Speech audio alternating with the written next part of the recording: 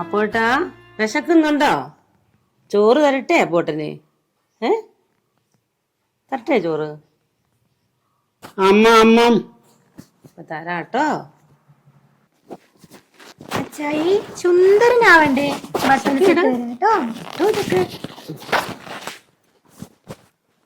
വിശക്കുന്നുണ്ടോ അപ്പോട്ടന്? ചോറ് തരാട്ടോ. ഞാനിപ്പൊ എടുത്തോണ്ട് വരാട്ടോ. ഇരുന്നോ. ഇന്ന് അച്ചായിയെ കാണാൻ അമേരിക്കയിൽ നിന്ന് അപ്പച്ചി വരുന്നുണ്ട്. അതുകൊണ്ട് നല്ല സുന്ദരനായിട്ടിരിക്കണം. പൗഡർ ഇട്ട് തരട്ടെ?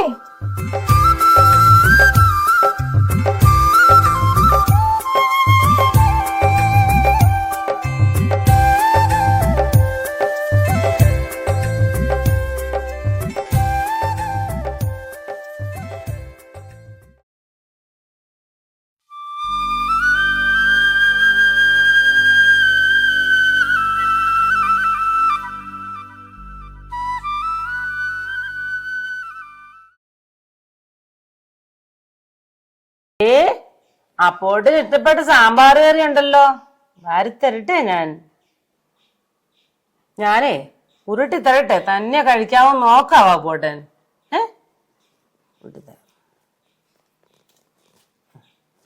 കൈ കാണിച്ച്.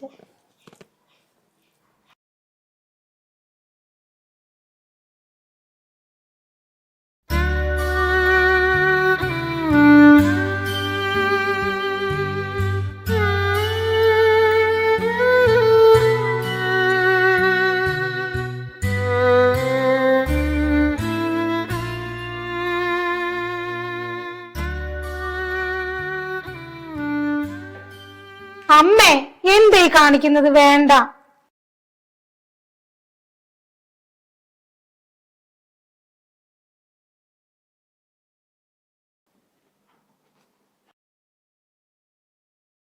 അമ്മേ, ഇങ്ങതാ, ഞാൻ വാരി കൊടുക്കാം.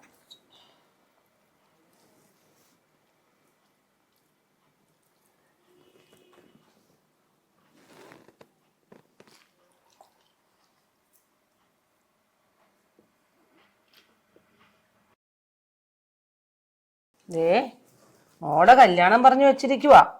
അവളങ്ങ് പോകും. ഇനി ഞാനേ കാണുള്ളൂ. നോക്കാം കേട്ടോ.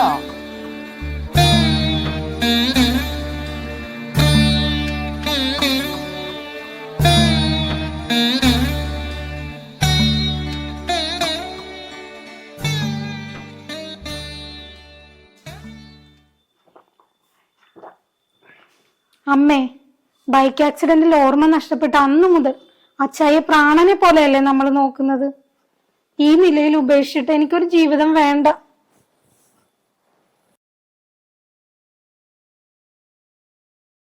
ആരോരും ഇല്ലാത്ത നമുക്കേ ദൈവം തന്ന ബന്ധായത്. ഇത് നീ വേണ്ടെന്ന് വെക്കരുത്. അച്ചായി ഒറ്റക്ക് നോക്കാൻ അമ്മയെ കൊണ്ട് പറ്റുമോ? നമ്മൾ എല്ലാവരും ശ്രമിച്ചാലും കണ്ണു തെറ്റി അച്ചായി ഇറങ്ങി പോവില്ലേ?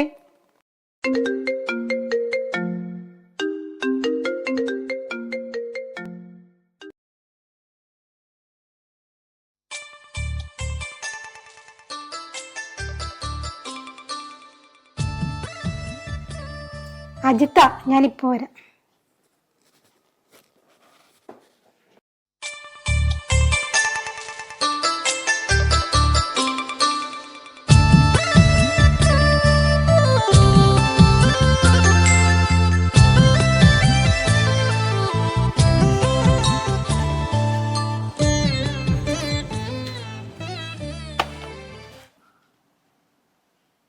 അജിത്തെ, നീ പറഞ്ഞതെല്ലാം ശരിയാ. നിന്നെ എനിക്ക് ഒത്തിരി ഇഷ്ടം, വേറെ ഇഷ്ടമല്ല. നീ എന്റെ ജീവനാ. നിന്റെ അവസ്ഥ എനിക്കറിയാലോ. ഞാൻ ഈ വീട്ടിൽ വരുന്നതല്ലേ. നിന്റെ അച്ഛൻ എന്റെ അച്ഛനാ. ഒരു വിവാഹത്തെ പറ്റി ചിന്തിക്കാനുള്ള മാനസികാവസ്ഥയിലല്ല ഞാൻ. കുറവയില്ലാതെ ഇളങ്കാവിലമ്മയുടെ നടക്കേ വെച്ച് നിനക്ക് ഞാൻ അതിൽ താലിയാക്കാം. ഇല്ല, വരില്ല. എന്നെ നിർബന്ധിക്കരുത്. എന്റെ അച്ഛയെ തനിച്ചാക്കിയിട്ട് ഒരു ജീവിതം എനിക്ക് വേണ്ട. സങ്കടപ്പെടണ്ട, എല്ലാം ശരിയാവും.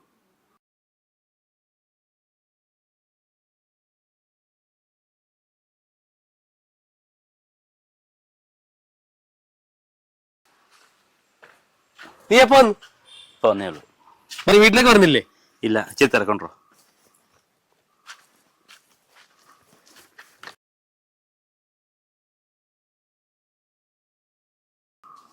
മോനെ പോയ കാര്യം എന്താടാ? കുടിശ്ശിക ഉള്ളവർക്ക് ലോൺ കിട്ടില്ലെന്നാ പറഞ്ഞത്. ഷോ, നാളെയാണ് അവരുടെ ഫീസ് അടക്കേണ്ട ഡേറ്റും ആണല്ലോടാ. നോക്കട്ടമ്മേ, ഞാൻ ഇവരെ ശ്രമിക്കുന്നുണ്ട്.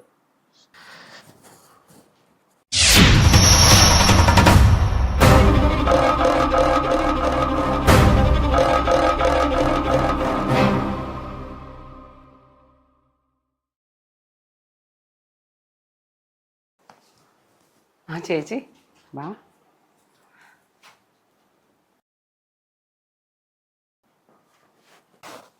ദേ ഇങ്ങോട്ട് നോക്കിക്കേ, എന്നെ മനസ്സിലായോ?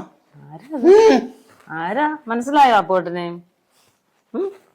നോക്കിക്കേ. ഇപ്പൊ എങ്ങനെയുണ്ട്? ഇടയ്ക്കിടയ്ക്ക് പഴയ കാര്യങ്ങളൊക്കെ ഓർമ്മ വരും. എപ്പോഴും സതീശന്റെയും മോളുടെയും കാര്യം പറയും.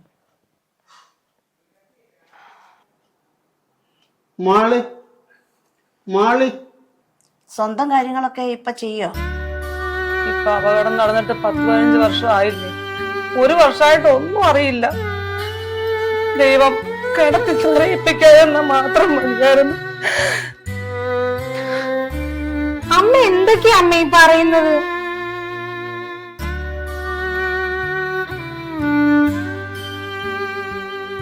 ആരെന്ത് പറഞ്ഞാലും മനസ്സിലാവും പാവത്തിന്.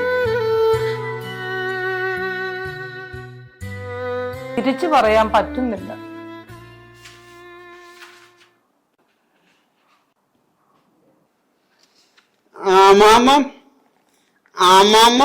അച്ചായിക്ക് തരാട്ടോ. എപ്പോഴും ഇങ്ങനെയാ, ചോദിച്ചോണ്ടിരിക്കും. ചിലപ്പോ കഴിക്കും, ചിലപ്പോ കഴിക്കില്ല. നടക്കുമ്പം വേച്ച് വേച്ച് പോകും. പിന്നെ ഞങ്ങളുണ്ടല്ലോ നോക്കാനൊക്കെ. അക്കയുടെ കല്യാണത്തിന്റെ ഡേറ്റ് എന്നാ? അതും കൂടി പറയാനാ വന്നത്. നാത്തൂന് ഒന്നും തോന്നരുത്. ഈ വീടും സ്ഥലവും എന്റെ പേരിലാണല്ലോ. അത് വിറ്റാൽ മാത്രമേ മോടെ കല്യാണം നടത്താൻ പറ്റുള്ളൂ.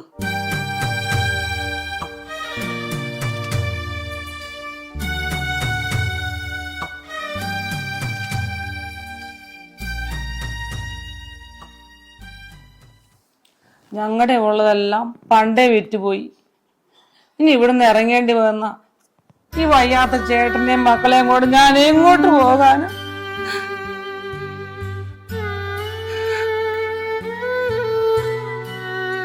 ഞാനൊരു ജോലിക്ക് ശ്രമിക്കുന്നുണ്ട്. അത് ശരിയായ ഉടൻ മാറിത്തരാം. അതൊന്നും എനിക്കറിയണ്ട. അടുത്ത മാസം 20-ന് നിശ്ചയമാണ്. അതിനു മുമ്പ് മാറിത്തരാം.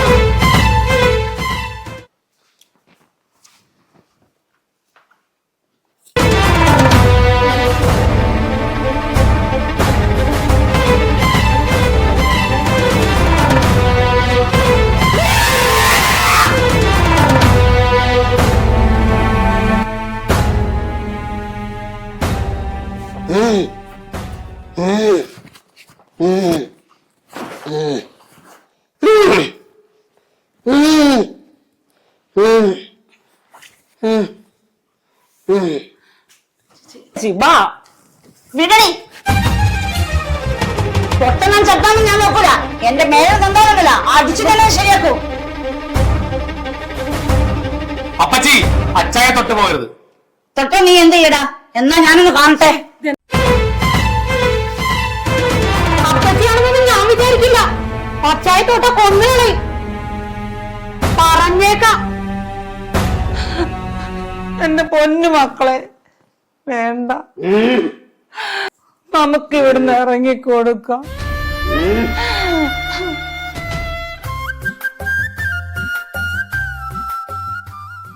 എന്നാന്ന് കാണട്ടെ, ആരറിയപ്പോന്ന് കാണാം. തള്ളേ തള്ളപോയി പണി നോക്ക്. ഞങ്ങൾ ഇറങ്ങിയപ്പോ ഉദ്ദേശിച്ചിട്ടില്ല. ധൈര്യം ഇറക്കി വിടുക, അപ്പൊ കാണാം. എന്താണ് ഇവിടെ ഒരു ബഹളം? റോഡ് വന്നപ്പോ കേൾക്കാമല്ലോ നിങ്ങളുടെ ശബ്ദങ്ങൾ.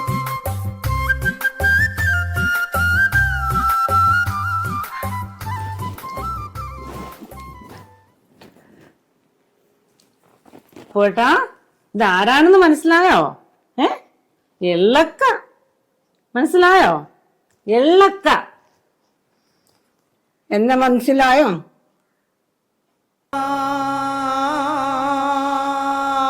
എള്ളക്ക.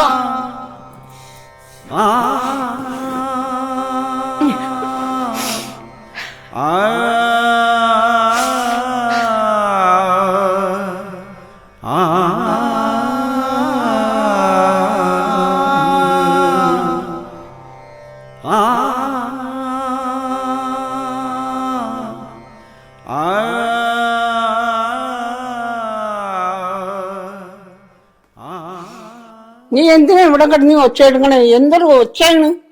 വഴി വന്നപ്പോ അവിടെ കേൾക്കാറുണ്ട് നിന്റെ ശബ്ദം. 10 രൂപയ്ക്ക് ജോലിക്ക് പോവാതെ ഇവരെ കെട്ടിപ്പിടിച്ചിരിക്കുക. വല്ല വൃദ്ധസദനത്തിലോ അനാഥാലയത്തിലോ കൊണ്ടു ചെന്നാക്കട്ടെ, എന്നിട്ട് ജോലിക്ക് പോകട്ടെ. ഇനി അനാവശ്യം പറഞ്ഞാൽ നിങ്ങളെ ശരിയാക്കും.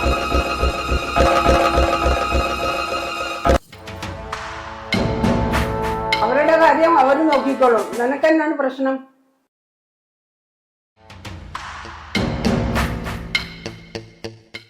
ഇവരിവിടെ നിന്ന് ഇറങ്ങി തരണം, എന്നാലേ വീടിന്റെ കച്ചവടം നടക്കുകയുള്ളൂ. അമേരിക്കയിലുള്ള നിങ്ങൾക്ക് കാശിന്റെ വില അറിയില്ല.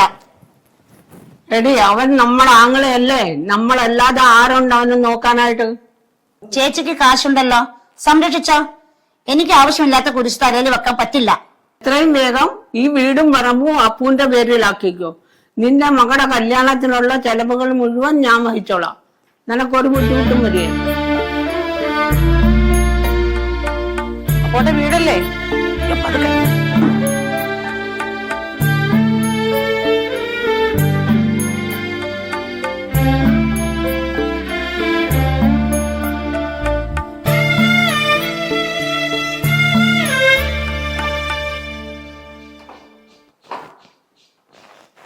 ഞാൻ അപ്പൂനെ അമേരിക്കൻ കൊണ്ടുപോകാനായിട്ട് തീരുമാനിച്ചു. അവിടെ നല്ല ട്രീറ്റ്മെന്റ് കിട്ടും. അപ്പൂ പെട്ടെന്ന് ശരിയാവും. വേണ്ട ചേച്ചി, വേണ്ട. ഞാനും മക്കളും ഇല്ലാതെ അപ്പോട്ടൻ നിൽക്കില്ല. പിന്നെ ഞങ്ങള് 3-4 പേര് വേണം അപ്പോട്ടൻ നോക്കാൻ. അതെല്ലാം ഞാൻ നോക്കിക്കൊള്ളാം. ഇവന് ഓർമ്മശക്തി തിരിച്ചു കിട്ടിയാൽ നിങ്ങൾക്കൊരു പുതിയ ജീവിതം കിട്ടും. ചേച്ചി, ഇനി കാണിക്കാൻ ഒരിടവും ഇല്ല. എല്ലാവരും കൈയൊഴിഞ്ഞു.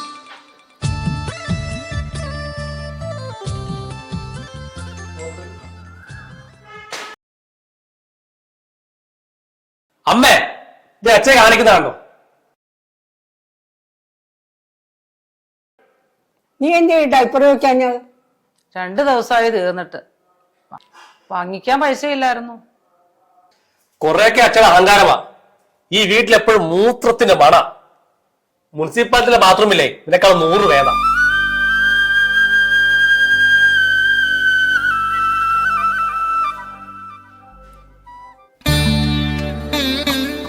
ഇനി വൃത്തികേടാക്കുമ്പോ നല്ല തല്ല് കൊടുക്കണം, പിന്നെ ചെയ്യില്ല. ആരും ഒന്നും ചെയ്യണ്ട, ഞാൻ തുടച്ചോളാം. ആർക്കും ഒരു ദോഷം വരാത്ത ഞാൻ നോക്കിക്കോളാം.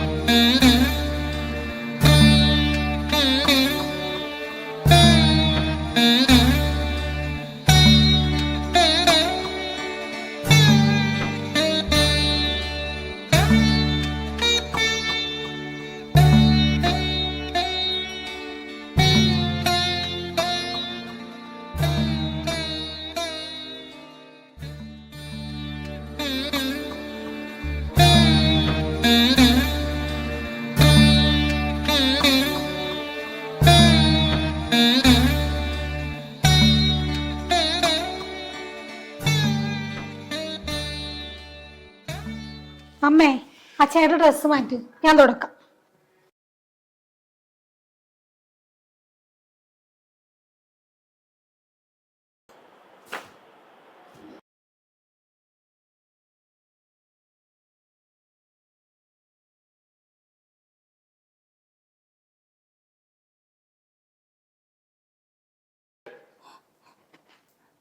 മോനെ, നീ എന്തിനാ ദേഷ്യപ്പെടുന്നത്? സ്വബോധം ഉണ്ടെങ്കിൽ ഇങ്ങനെയൊക്കെ ചെയ്യുമോ?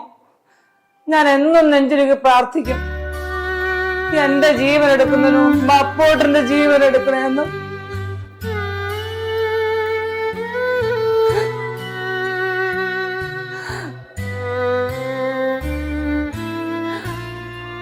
അമ്മ എന്തിനാ അമ്മ ഇങ്ങനെയൊക്കെ സംസാരിക്കുന്നത്? എനിക്ക് എന്തെങ്കിലും സംഭവിച്ചു കഴിഞ്ഞാ അച്ഛയ്ക്ക് പിന്നെ ആരുണ്ട്? അമ്മേ, ഞാനും മീനാക്ഷി മതി അച്ചായിയെ നോക്കാൻ. ആരെന്ത് പറഞ്ഞാലും അച്ചായെ ഞങ്ങൾ പൊന്നു പോലെ നോക്കും. നിങ്ങൾക്കൊരു കുടുംബാവുമ്പം അച്ചായി ഒരു ബാധ്യതയാവും. അമ്മേ, ഇത് ഞങ്ങളുടെ അച്ചായിയാ. നിങ്ങൾ കഴിഞ്ഞേ ഞങ്ങൾക്ക് മറ്റൊരു ജീവിതമുള്ളൂ. ഞങ്ങളെ കുറിച്ച് ഇങ്ങനെയാണോ കരുതിയിരിക്കുന്നത്? എന്റെ നെഞ്ചിൽ തീ പോകുകയാണ്. രാത്രി ഒരു പോളെ കണ്ണടയ്ക്കാറില്ല. എപ്പോഴും ഇറങ്ങി പോണെന്ന് അറിയാൻ പറ്റില്ലല്ലോ. അമ്മേ, അച്ചായി മക്കളെ റോഡിലേക്ക് പോയി വണ്ടികളാ.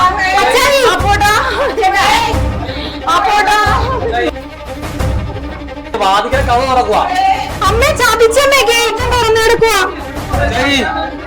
റോഡിലേക്ക് പോയി കാണൂടാ. സമാധാനിക്ക്, പിള്ളേര് പോയിട്ടില്ലേ പുറത്തോട്ട്? സമാധാനിക്ക്, പിള്ളേര് പോയിട്ടില്ലേ കൊണ്ടുവരാനായിട്ട്, അവര് കൊണ്ടുവരും, പേടിക്കണ്ട. ദൈവമേ, ഇത്രയും നാളും നോക്കിയത് വെറുതെ ആയല്ലോ. ഒന്നും പറ്റൂല, ഒന്നും പറ്റില്ല. ഓരോ ഭർത്താവിരുന്നാ മതിയായിരുന്നു. പിള്ളേര് പോയിട്ടില്ല.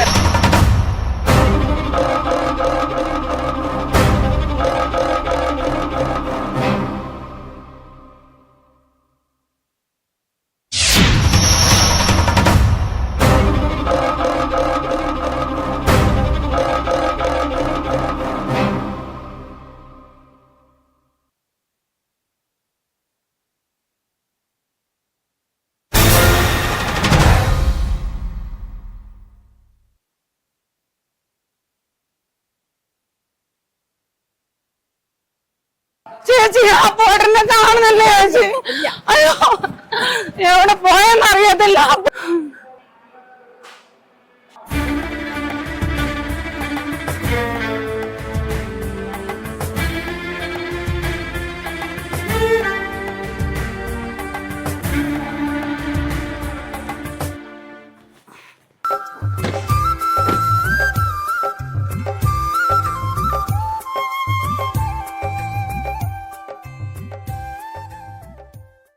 പെട്ടെന്ന് എന്റെ വണ്ടിയുടെ മുമ്പിലേക്ക് എടുത്ത് ചാടുകയായിരുന്നു. ദൈവ സഹായം കൊണ്ട് രക്ഷപ്പെട്ടാ. ഞാൻ വിറച്ചുപോയി. ആയുസിന്റെ ബലം കൊണ്ട് മാത്രമാ അപ്പുച്ചേട്ടൻ രക്ഷപ്പെട്ടത്.